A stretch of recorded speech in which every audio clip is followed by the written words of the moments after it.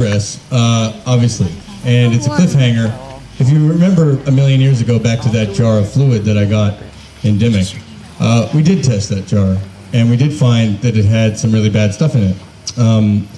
Essentially what it was fracking produced water that comes up out of the well, that comes up by the millions of gallons and nobody knows what to do with, and it was being dumped in a stream. And we showed that it had the detergents in it and barium, aluminum, heavy metals, all sorts of toxics. And so that will be revealed later in the film, and I go to John Hanger at the DEP and offer him a glass of water from Dimmock, and he won't drink it. So we actually did a 45-minute long interview. The DEP, Department of Environmental Protection, here in Pennsylvania. So I wanted to open up for questions, and obviously, get your feedback on what's working, what's not, because we're about 6 to 8 weeks away, I think, from actually completing the whole journey of the film, which takes us to Congress, which takes us to City Hall in New York City, back to Dimmock several times, Colorado, Wyoming, New Mexico, Arkansas, Louisiana, a whole lot of places where there's increasingly bizarre and amazing things happening, troublingly amazing as a result of gas drilling. So I think Joe Levine was also going to come down from DCS and say something, or at least take questions. If he's here, why don't you come on down? But I wanted to just say one more time, don't leave here without that flyer in your hand and without seriously contemplating taking the day off of work on Wednesday, September 23rd, to go to the DRBC. If you don't have a place to stay, send me an email. You can stay at Mary's house. You can stay at my house. Stay in the yard. We have some tents. And I wanted to announce. Somebody kicked out the plug. No, it's actually. It's okay. Nobody kicked out the plug. This is a live event. There we go. All right, everything's back on. So, Mary, on the 12th, Saturday at 4 p.m., right, in Callicoon, it's the Artists Against Gas Drilling. Opening it up to anybody to come.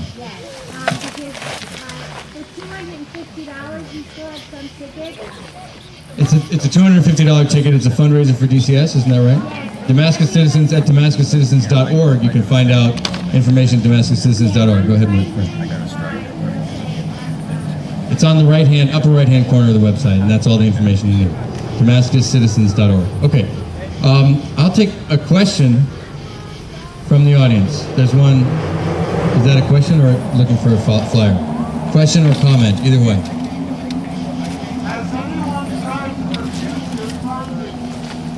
Have anyone come to review my findings? To refute.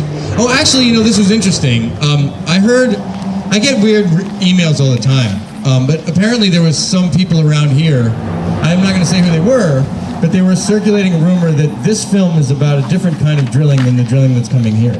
That this film is about drilling that's more shallow, traditional gas drilling, not hydraulic fracturing, and that's why you have the methane and the water intermingled. It's not true. It's absolutely not true. These are identical forms of drilling that are happening out west, Wyoming, Colorado, everywhere across the nation. It's a brand new technology, slick water, hydraulic fracturing, which means the kind of hydraulic fracturing where they pulverize the rock.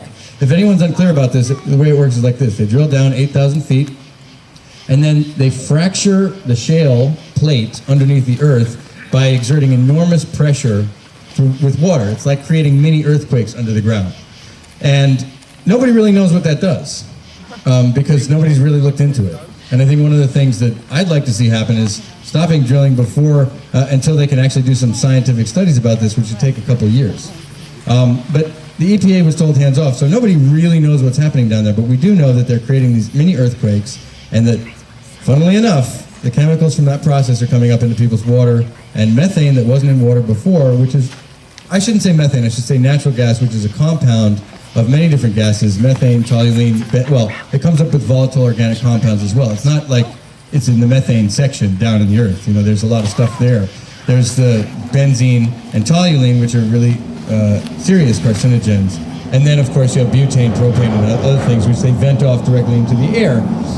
A lot of the air quality issues are not even talked about because these are single point pollution sources that are not regulated, and each one of them spews off volatile organic compounds 24/7, day and night, right out of those condensate tanks, which are the round tanks that you saw. They're venting off poisonous gases. It's like living with the oven on in your apartment or house. Yes, or valley. If you're down in the valley, it collects down in the valley more commonly. Are there safer ways to drill for gas? Alternative methods? That's been claimed. I don't think anyone's lining up to do those. I'm not really super qualified to answer that question at the moment. The industry will tell you that they're using only the latest technology, but then when you go ahead and talk to any average person, they're saying it's the same old stuff. And the way that the drilling process happens is you have one contractor who drills, another contractor who fracks, another company that's owning the lease, and then you have these things bundled and sold like commodities. So those leases are being held by Chesapeake one minute, and then they're sold to the state of Norway another minute. And so there's no one who's regulating the industry, so they can do it whatever way they want. And usually they're going to do it the cheapest way. And the cheapest way is this way. So yes, there are other technologies, but they're not being forced to use them. And that's one of the positions that Weston Wilson of the EPA brought up when I interviewed him, the Region 8 EPA officer, that yes, the PR says this is a new technology, we don't harm anything, but the fact is those things cost a little bit more to use, and they won't use them. So until there's some real enforceable regulations, the answer is, I would say, in my opinion, no. That's a point of controversy. However, there's no evidence to suggest that they would go ahead and do something that they don't have to do. And especially here in Pennsylvania, I think there's 80 inspectors or something for the whole state. And in New York, it's something like 130 or something. So you don't have a lot of enforcement capability, even on the most technological wells. And enforcement is very, very important because it's a very complex piece of machinery that can go wrong at a lot of different stages. So in one stage it goes wrong and you get methane contamination, another one goes wrong and you get fecal coliform in the water. But nobody, you have to be a hydrogeologist or really good at digging an 8,000-foot hole yourself to go down there and figure out what's going on. I'm going to let Joe Levine take the next question or say what he wants to say. Is that a sufficient answer? Okay.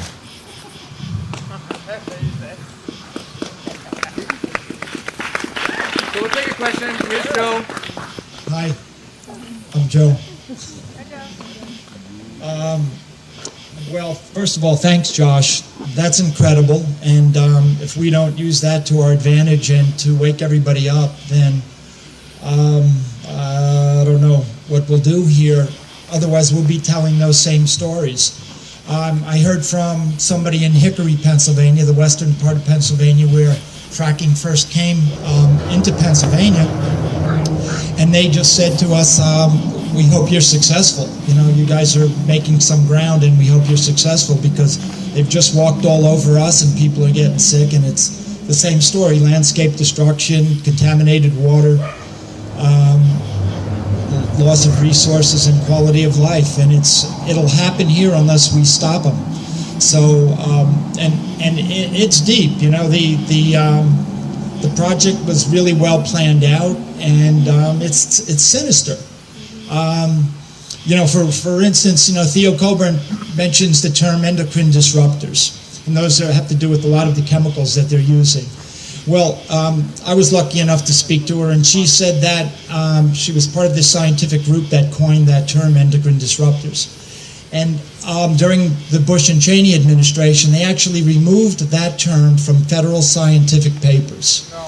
So it runs deep, and there's a lot of undoing that has to be done of the regulation and legislation and the exemptions and the subsidies that all make this campaign possible and make pursuing alternative energy sources or sustainable resources almost impossible. There's no equal playing field. Another funny evening I had was at this seminar given by Penn State in Honesdale about 2 or 3 weeks ago, and we're just they're going on with their presentation, and one of the terms that this guy from Penn State used was, there will be some casualties, there will be some degradation of landscape, There will be some degradation of the wildlife. The generalists will survive.